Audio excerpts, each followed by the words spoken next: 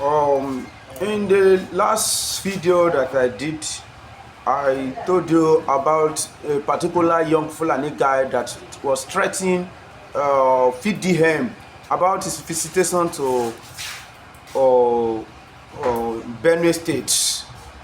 And if you watch it closely in that video, he won VDM very well, and he told the people of Benue State that in as much as they refuse to host Fulani or to allow Fulani to be living or take over their land in that place, the attack will be continued, that people should expect more attack. And the man has fulfilled his promise. 48 hours after President Bola Ahmed Tinubu visit to Benue State, another community has been attacked. According to Sahara reporter, a community called Wanune in Benue State has been attacked again by Fulani S-men. The resident was camping. Everybody ran scatter, ran into the bush as Fulani marauder went rampage and started burning everything in their sight. Many houses were burned. As we are talking now, we don't know how many casualties had been recorded, but what is very, very certain is that another community, Wanuni, in Benue State has been attacked as promised by the Fulani. What can we call this if not the case of syphilis? There is something called syphilis.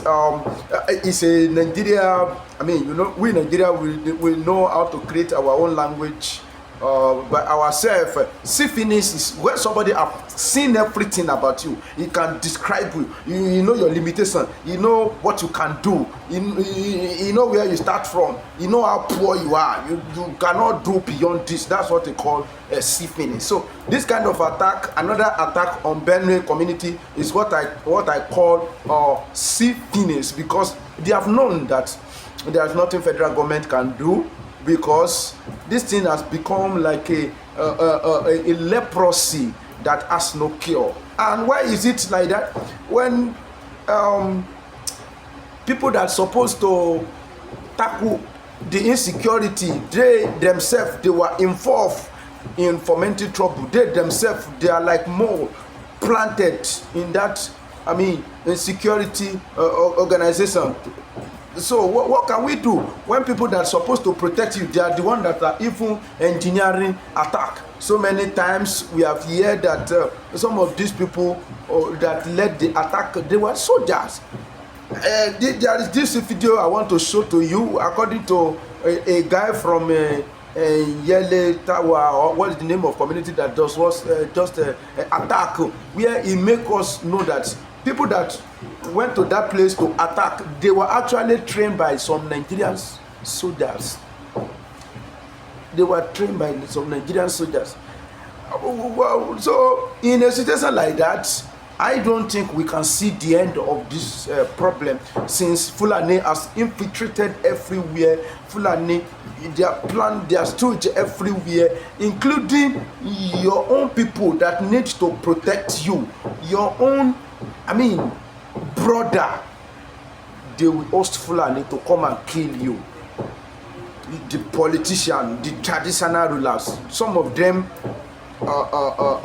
compromise. I don't know what these Fulani people, I don't know what they are using. I wonder. I don't know, because how will I host somebody that will kill my brother, which me myself, I'm not safe? How can I host somebody like that? I don't know. And how to get out of this kind of issue is baffling everybody. Chief of army staff relocated to Benue. President Bola Ahmed Tinubu recently visit Benue, and these people, they have effrontery, they have guts.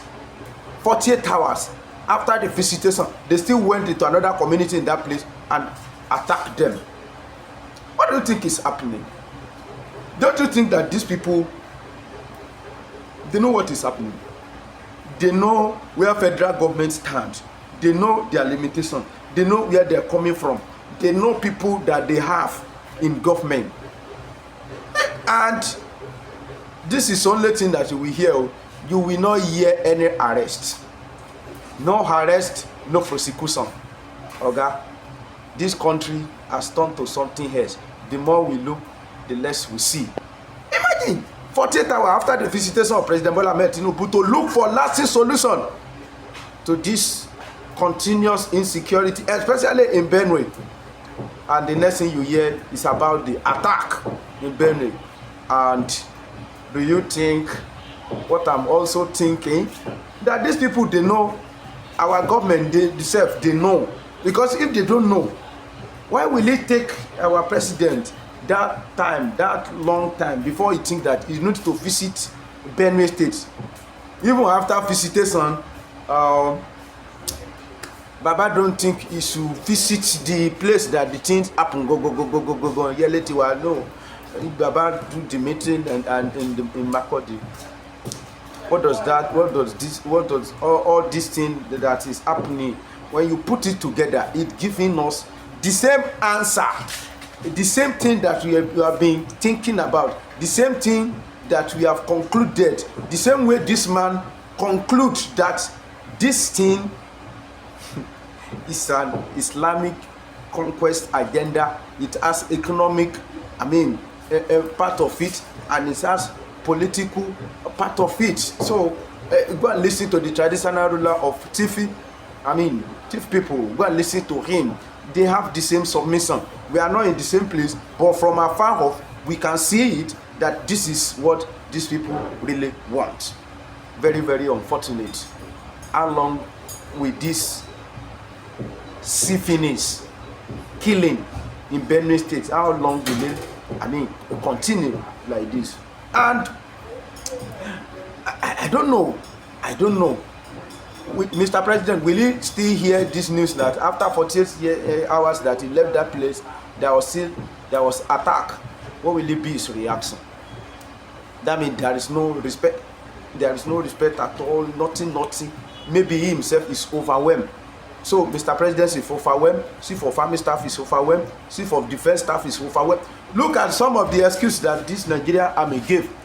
They said there was a particular attack in another neighboring community, that it was a decoy, that community was attacked. Nigerian soldiers went there. While they were in that place, they were attacking Yeletiwa.